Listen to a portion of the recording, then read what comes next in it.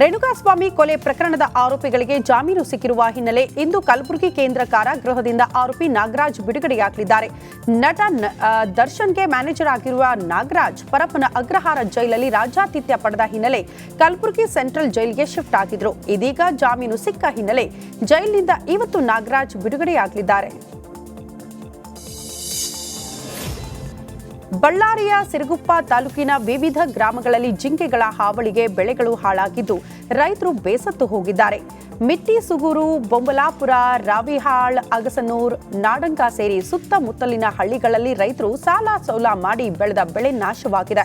ಹತ್ತಿ, ಮೆಣಸಿನಕಾಯಿ, ತೊಗರಿ ಸೇರಿ ಮುಂತಾದ ಬೆಳೆಗಳು ಜಿಂಕೆಗಳು ಹಾಳು ಮಾಡಿದ್ದು ರೈತರು ಕಂಗಾಲಾಗಿದ್ದಾರೆ.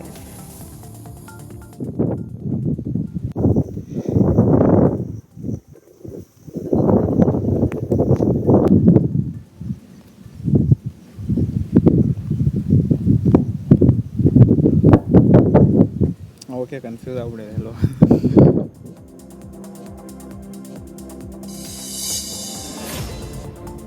ದಕ್ಷಿಣ ಕಾಶಿ ಹಂಪಿಯಲ್ಲಿ ಫಲಪೂಜಾ ಮಹೋತ್ಸವ ನಿಮಿತ್ತ ಅದ್ದೂರಿ ತೆಪ್ಪೋತ್ಸವ ನಡೆದಿದೆ. ಹಂಪಿಯ ಶ್ರೀ ವಿರೂಪಾಕ್ಷ ದೇಗುಲದ ಪಕ್ಕದಲ್ಲಿರೋ ಮನ್ಮಥ ಹೊಂಡದಲ್ಲಿ ತೆಪ್ಪೋತ್ಸವ ಜರುಗಿದ್ದು ಶ್ರೀ ವಿದ್ಯಾರಣ್ಯ ಭಾರತಿ ಸ್ವಾಮೀಜಿಗಳ ನೇತೃತ್ವದಲ್ಲಿ ತೆಪ್ಪ 5 ಸುತ್ತು ಹಾಕಿದೆ. ರಾಜ್ಯದ ನಾನಾ ಜಿಲ್ಲೆ, ಹೊರ ರಾಜ್ಯಗಳಿಂದಲೂ ಕೂಡ ಭಕ್ತರು ಆಗಮಿಸಿದ್ರು.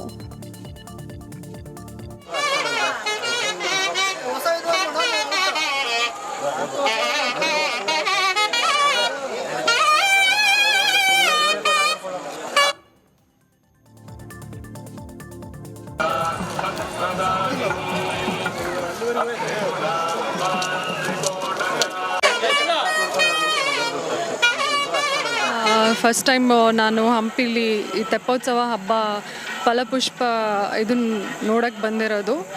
ಅಂದರೆ ಇಲ್ಲಿ ಶಿವ ಪಾರ್ವತಿದು ಎಂಗೇಜ್ಮೆಂಟ್ ಸೆರೆಮನಿ ಥರ ಫಸ್ಟ್ ಟೈಮ್ ನಾವು ಫ್ಯಾಮಿಲಿ ಜೊತೆ ನೋಡೋಕ್ಕೆ ಬಂದಿರೋದು. ಬೇರೆ ಎಲ್ಲ ಹಂಪಿ ಉತ್ಸವ ಬೇರೆಲ್ಲ ನೋಡೋಕ್ಕೆ ಇದೆ, ಬಟ್ ಇದು ತುಂಬ ವಿಶೇಷವಾಗಿದೆ. ತುಂಬ ಅಪರೂಪಕ್ಕೆ ನಮಗಿದು ನೋಡೋಕ್ಕೆ ಸಿಕ್ಕಿರೋದು ನಮ್ಮ ಅದೃಷ್ಟ ಅನ್ಕೋತೀವಿ. ಎಲ್ಲರೂ ಸಾಧ್ಯ ಆದಷ್ಟು ಬಂದ್ಬಿಟ್ಟು ನೋಡಿ ಬ್ಲೆಸ್ಸಿಂಗ್ಸ್ ತಗೊಂಡು ಹೋಗಿ. ಪಂಪಾ ವಿರೂಪಾಕ್ಷ ಸ್ವಾಮಿಯ ಫಲಪೂಜೆ ಅಂದರೆ ಸ್ವಾಮಿಯ ನಿಶ್ಚಿತಾರ್ಥದ ಕಾರ್ಯಕ್ರಮದ ಅಂಗವಾಗಿ ಇವತ್ತು ಮಾರ್ಗಶಿರ ಶುದ್ಧ ಹುಣ್ಣಿಮೆ, ಇವತ್ತಿನ ದಿವಸ ಸ್ವಾಮಿಯ ತೆಪ್ಪೋತ್ಸವ ಆಗುತ್ತೆ. ನಂತರದಲ್ಲಿ ಮಾರ್ಗಶಿರ ಬಹುಳ ಬಿದಿಗೆ ಅಂದರೆ ಈಗ ಬರೋ ಮಂಗಳವಾರ ಅಂದರೆ 17ನೇ ತಾರೀಕು ಸಾಯಂಕಾಲ ಕೋದಂಡರಾಮ ಸ್ವಾಮಿಯ ಸನ್ನಿಧಾನದಲ್ಲಿ ವಿರೂಪಾಕ್ಷ ಸ್ವಾಮಿ ಹಾಗೂ ಪಂಪಾದೇವಿಯ ನಿಶ್ಚಿತಾರ್ಥದ ಕಾರ್ಯಕ್ರಮ. ಈ ಕಾರ್ಯಕ್ರಮ ಎಲ್ಲೂ ಯಾವ ದೇವಸ್ಥಾನದಲ್ಲೂ ಈ ಕಾರ್ಯಕ್ರಮ ವಿಶೇಷವಾಗಿ ಇರೋದಿಲ್ಲ. ಈ ದೇವಸ್ಥಾನದಲ್ಲಿ ಈ ಮೊದಲಿಂದ ಸಂಪ್ರದಾಯಬದ್ಧವಾಗಿ ಅಹೋಬಲ ಕವಿ ಚರಿತೆ ಅದರಲ್ಲೂ ಕೂಡ ಇದನ್ನು ಬೆಳಗಾವಿಯಲ್ಲಿ ಚಳಿಗಾಲದ ಅಧಿವೇಶನ ನಡೀತಾ ಇದೆ. ಸದನದ ಒಳಗೂ ಹೊರಗೂ ಪ್ರತಿಭಟನೆ, ಹೋರಾಟ ನಡೆಯುತ್ತಲೇ ಇದೆ. ಈ ಮಧ್ಯೆ ನಿನ್ನೆ ಗದಗ ಜಿಲ್ಲೆ ರೌಣಾಪಟ್ಟಣದಲ್ಲಿ ವಿವಿಧ ಕಾಮಗಾರಿಗಳ ಉದ್ಘಾಟನೆ ಕಾರ್ಯಕ್ರಮದಲ್ಲಿ ಸಿಎಂ ಸಿದ್ದರಾಮಯ್ಯ ಭಾಗಿಯಾಗಿದ್ರು. ಈ ವೇಳೆ ಮಾತನಾಡಿದ ಸಿಎಂ, ಉತ್ತರ ಕರ್ನಾಟಕದ ಕುರಿತು 3 ದಿನ ಚರ್ಚೆ ಮಾಡ್ತೀವಿ. ಸೋಮವಾರ, ಮಂಗಳವಾರ, ಬುಧವಾರ ಚಿಕ್ಕೋಡಿ ನೂತನ ಜಿಲ್ಲೆ ವಿಚಾರವನ್ನ ಪ್ರಸ್ತಾಪ ಮಾಡ್ತೀವಿ ಅಂತ ಜನಕ್ಕೆ ಭರವಸೆ ಕೊಟ್ಟಿದ್ದಾರೆ. ಸೋಮವಾರ, ಮಂಗಳವಾರ, ಬುಧವಾರ ಚರ್ಚೆ ಆಗಬೇಕು ಅಂತ ಹೇಳಿದ್ದೀವಿ. ಉತ್ತರ ಕರ್ನಾಟಕ 3 days ಉತ್ತರ ಕರ್ನಾಟಕದ ಬಗ್ಗೆ ಚರ್ಚೆ ಮಾಡಬೇಕು.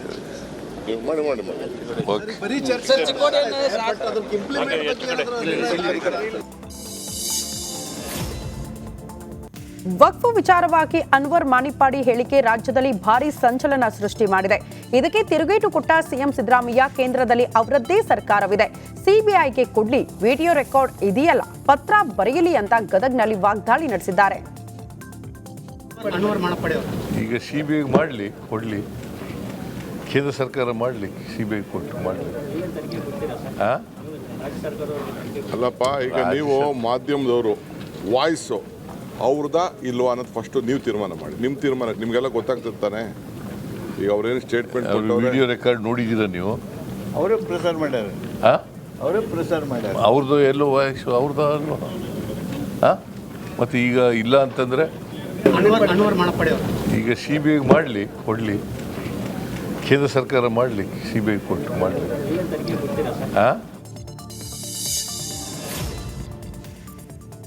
ಇತ್ತ ಡಿಸಿಎಂ ಡಿಕೆ ಶಿವಕುಮಾರ್ ಕೂಡ ಅನ್ವರ್ ಮಾಣಿಪಾಡಿ ಹೇಳಿಕೆ ಸಂಬಂಧ ಓಪನ್ ಚಾಲೆಂಜ್ ಹಾಕಿದ್ದಾರೆ.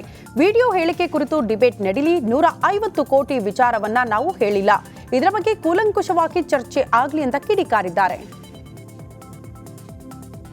ವಾಯ್ಸ್ ಅವ್ರದಾ ಇಲ್ವಾ, ಹೇಳಿಕೆ ಅವ್ರದಾ ಇಲ್ವಾ ಅಂತ ಫಸ್ಟ್ ನೀವು ಚರ್ಚೆ ಮಾಡಿ, ಆಮೇಲೆ ಮಿಕ್ಕಿದ ವಿಚಾರ ಮಾತಾಡೋಣ. ವಾಯ್ಸ್ ಅವ್ರದಾ ಇಲ್ವಾ, ಹೇಳಿಕೆ ಅವ್ರದಾ ಇಲ್ವಾ ಅಂತ ಫಸ್ಟ್ ನೀವು ಚರ್ಚೆ ಮಾಡಿ, ಆಮೇಲೆ. ಕುಂದಾನಗರಿಯಲ್ಲಿ ಕಾಂಗ್ರೆಸ್ ಸಮಾವೇಶಕ್ಕೆ ಭರ್ಜರಿ ತಯಾರಿ ನಡೆಸಲಾಗ್ತಾ ಇದೆ. ಡಿಸೆಂಬರ್ 26, 27ರಂದು ಕಾಂಗ್ರೆಸ್ ಅಧಿವೇಶನದ ಶತಮಾನೋತ್ಸವ ಕಾರ್ಯಕ್ರಮ ಜರುಗಲಿದ್ದು, ಸಚಿವ ಸತೀಶ್ ಜಾರಕಿಹೊಳಿ ಅಧಿವೇಶನದ ಸಿದ್ಧತೆ ಪರಿಶೀಲನೆ ಮಾಡಿದರು.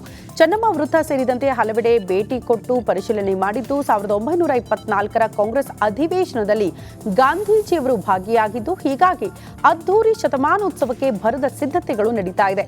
ಈ ವೇಳೆ ಜಾರಕಿಹೊಳಿಗೆ ಶಾಸಕ ಆಸಿಫ್ ಸೇಠ್, ಎಂಎಲ್ಸಿ ಚನ್ನರಾಜ್ ಹಟ್ಟಿಹೊಳಿ ಕೂಡ ಸಾಥ್ ನೀಡಲಿದ್ದಾರೆ.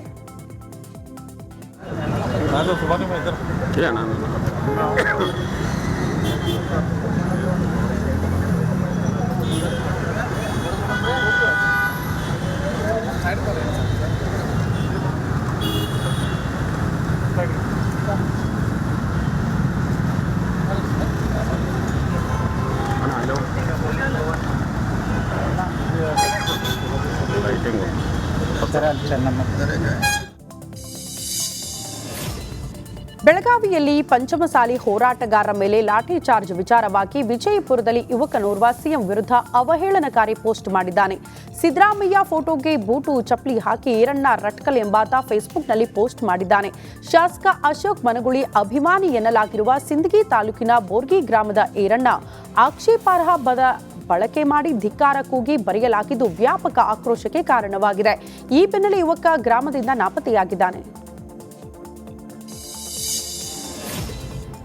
ಮತ್ತೊಂದು ಕಡೆ ಅದೇ ಬೋರ್ಗಿ ಗ್ರಾಮದಲ್ಲಿ ಅವಹೇಳನಕಾರಿ ಪೋಸ್ಟ್ ಮಾಡಿದವನ ವಿರುದ್ಧ ಸಿದ್ದರಾಮಯ್ಯ ಅಭಿಮಾನಿಗಳು ಸಿಡಿದೆದ್ದಿದ್ದಾರೆ. ವಿಜಯಪುರದ ಸಿದ್ಗಿ ತಾಲೂಕಿನ ಬೋರ್ಗಿ ಗ್ರಾಮದಲ್ಲಿ ಬಸ್ ತಡೆದು ಯುವಕರು ಆಕ್ರೋಶ ವ್ಯಕ್ತಪಡಿಸಿದ್ದಾರೆ. ನಡು ರಸ್ತೆಯಲ್ಲಿ ಟೈರ್ಗೆ ಬೆಂಕಿ ಹಚ್ಚಿ ಅವಹೇಳನಕಾರಿ ಪೋಸ್ಟ್ ಮಾಡಿದ್ದ ಈರಣ್ಣ ರಟ್ಕಲ್ ಎಂಬಾತನನ್ನ ಬಂಧಿಸಬೇಕು ಅಂತ ಆಗ್ರಹಿಸಿದ್ದಾರೆ.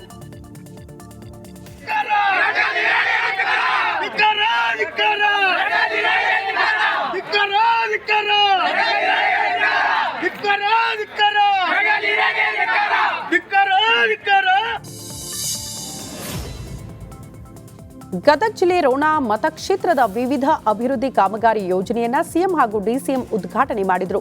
ಸುಮಾರು 200 ಕೋಟಿ ರೂಪಾಯಿ ಅಭಿವೃದ್ಧಿ ಕಾರ್ಯಕ್ರಮಕ್ಕೆ ಚಾಲನೆ ನೀಡಿದ್ದು, ಈ ವೇಳೆ ಮಾತನಾಡಿದ ಸಿಎಂ, ರೋಣ ಕ್ಷೇತ್ರದ ಅಭಿವೃದ್ಧಿಗೆ 200 ಕೋಟಿ ರೂಪಾಯಿ ನೀಡಲಾಗಿದೆ.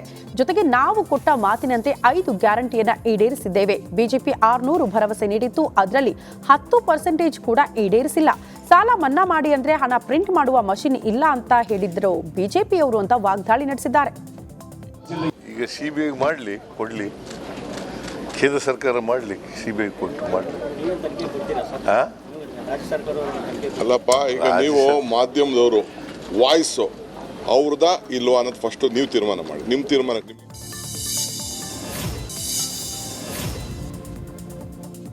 ಬೆಳಗಾವಿಯ ರಾಮದುರ್ಗ ತಾಲೂಕಿನ ಸುಕ್ಷೇತ್ರ ಕೊಟಚಿ ವೀರಭದ್ರೇಶ್ವರ ಮಹಾರಥೋತ್ಸವ ಅದ್ದೂರಿಯಾಗಿ ಜರುಗಿದೆ.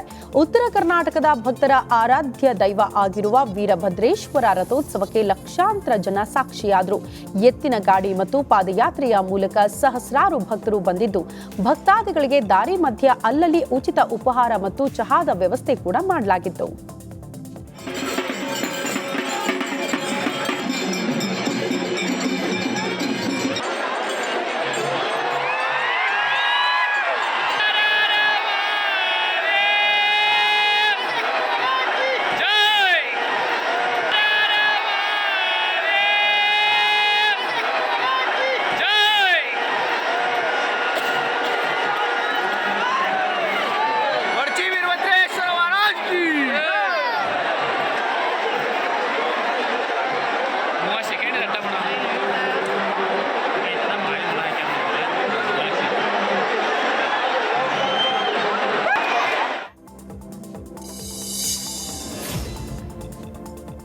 ರಾಜ್ಯ ಬಿಜೆಪಿಯಲ್ಲಿ ಬಣ ಬಡಿದಾಟ ಜೋರಾಗಿದ್ದು, ದಾವಣಗೆರೆಯಲ್ಲಿ ಬಿವೈ ವಿಜಯೇಂದ್ರ ಯಾವುದೇ ಸಭೆ ಇಲ್ಲ ಅಂತ ಹೇಳಿದ್ದಾರೆ.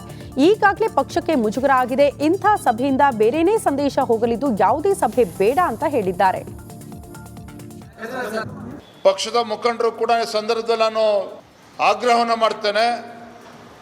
ಈಗಾಗಲೇ ಸಾಕಷ್ಟು ನಮ್ಮ ನಡವಳಿಕೆಯಿಂದ ಸಾಕಷ್ಟು ಗೊಂದಲಗಳು ರಾಜ್ಯದಲ್ಲಿ ಉಂಟಾಗಿದೆ. ಮತ್ತೆ ಈ ರೀತಿ ಸಭೆಗಳನ್ನು ಮಾಡೋದ್ರ ಮುಖೇನ ಕಾರ್ಯಕರ್ತರಲ್ಲಿ ಗೊಂದಲ ಮೂಡಿಸ್ತಕ್ಕಂಥ ಕೆಲಸ ನಾವು ಯಾರು ಕೂಡ ಮಾಡಬಾರ್ದು. ಪಕ್ಷದ ಮುಖಂಡರು ಕೂಡ ಈ ಸಂದರ್ಭದಲ್ಲಿ ನಾನು ಆನೆ ದಾಳಿಯಿಂದ ಮೃತಪಟ್ಟಿದ್ದ ಉಮೇಶ್ ಮನೆಗೆ ಸಚಿವರು ಭೇಟಿ ನೀಡಿ ಸಾಂತ್ವನ ಹೇಳಿದ್ದಾರೆ. ಎನ್ಆರ್ಪುರ ತಾಲೂಕಿನ ಸೀತೂರು ಗ್ರಾಮದಲ್ಲಿ ಜಮೀನಿನಲ್ಲಿ ಕೆಲಸ ಮಾಡುವ ವೇಳೆ ಕಾಡಾನೆ ದಾಳಿ ನಡೆಸಿ ಉಮೇಶ್ ಮೃತಪಟ್ಟಿದ್ರು. ಈ ಹಿನ್ನೆಲೆ ನಿನ್ನೆ ಅರಣ್ಯ ಇಲಾಖೆ ಸಚಿವ ಈಶ್ವರ್ ಖಂಡ್ರೆ ಹಾಗೂ ಇಂಧನ ಸಚಿವ ಕೆಜೆ ಜಾರ್ಜ್ ಭೇಟಿ ಕೊಟ್ಟು ಕುಟುಂಬಸ್ಥರಿಗೆ ಸಾಂತ್ವನ ಹೇಳಿದ್ದಾರೆ. ಭೂಮಿ ದಾಖಲೆ ವರ್ಗಾವಣೆ ಮಾಡುವ ಸಲುವಾಗಿ ಲಂಚ ಸ್ವೀಕಾರ ಮಾಡುತ್ತಿದ್ದಾಗ ಪಿಡಿಒ ಅಧಿಕಾರಿಯೋರ್ವ ಸಿಕ್ಕಿಬಿದ್ದಿದ್ದಾನೆ. ದಕ್ಷಿಣ ಕನ್ನಡ ಜಿಲ್ಲೆ ಕಡಬಾದ ಐತೂರು ಗ್ರಾಮ ಪಂಚಾಯಿತಿಯಲ್ಲಿ ರೆಡ್ ಹ್ಯಾಂಡ್ ಹಾಕಿ ಬಂಧಿಸಲ್ಪಟ್ಟ ಪಿಡಿಒ ಆಗಿದ್ದ ಪ್ರೇಮ್ ಸಿಂಗ್ ನಾಯ್ಕ್ಗೆ ಶಿಕ್ಷೆ ಪ್ರಕಟವಾಗಿದೆ. ನ್ಯಾಯಾಲಯ ಪ್ರೇಮ್ ಸಿಂಗ್ಗೆ 3 ವರ್ಷ ಜೈಲು ಶಿಕ್ಷೆ ಮತ್ತು 50,000 ದಂಡ ವಿಧಿಸಿದೆ.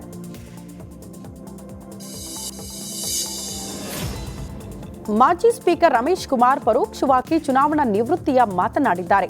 ಕೋಲಾರ ನಗರದ ಟಿ ಚೆನ್ನಯ್ಯ ರಂಗಮಂದಿರದಲ್ಲಿ ನಡೀತಾ ಇದ್ದ ಕಾರ್ಯಕ್ರಮದಲ್ಲಿ ಮಾತನಾಡಿದ ಅವರು, ಜೀವನದಲ್ಲಿ ಸೋತಿದ್ದೇನೆ, ಬದುಕಿನಲ್ಲಿ ಸೋತಾಗಿದೆ, ಹಾಗಾಗಿ ಎಲ್ಲೂ ಕಾಣಿಸಿಕೊಳ್ಳೋದಿಲ್ಲ, ಮುಂದೆ ಎಲೆಕ್ಷನ್ಗೆ ನಿಲ್ಲೋ ಯೋಚನೆಯೂ ಇಲ್ಲ ಅಂತ ವೈರಾಗ್ಯದ ಮಾತುಗಳನ್ನಾಡಿದ್ದಾರೆ. ಇದೇ ವೇಳೆ ಜೊತೆಗಿದ್ದವರೇ ಮೋಸ ಮಾಡಿದ್ರು ಅಂತ ಬೇಸರದ ಮಾತುಗಳನ್ನಾಡಿದ್ರು.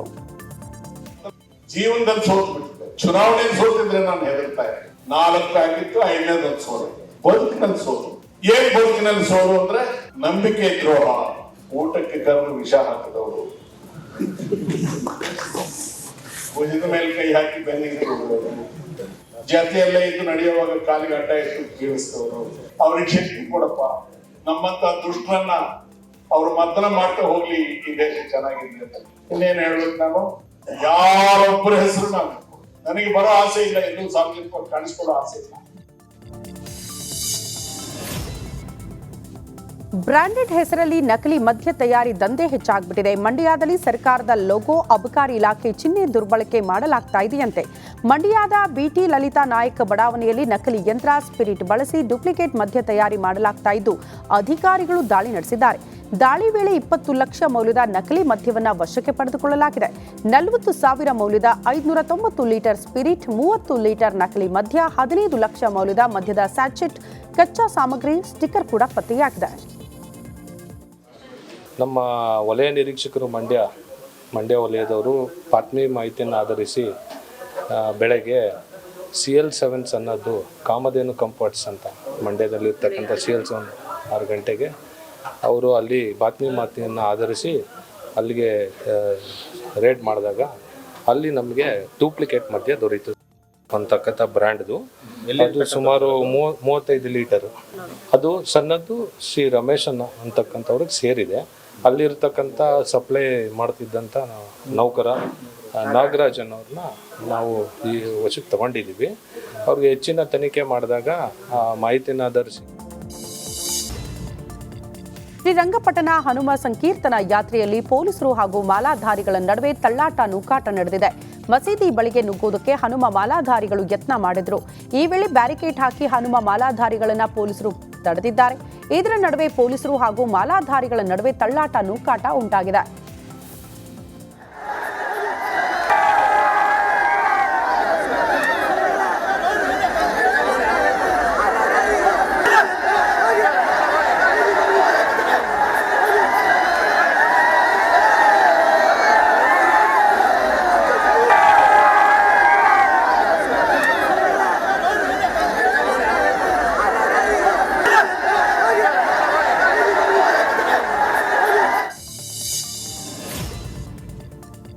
ಇತ್ತ ಮಂಡ್ಯದ ಸಂಕೀರ್ತನ ಯಾತ್ರೆಯಲ್ಲಿ ಹೈಡ್ರಾಮಾ ನಡೆದುಬಿಟ್ಟಿದೆ. ಮಸೀದಿ ಪಕ್ಕದಲ್ಲಿ ಕುಳಿತು ಮಾಲಾಧಾರಿಗಳು ಭಜನೆ ಮಾಡಿದ್ರು.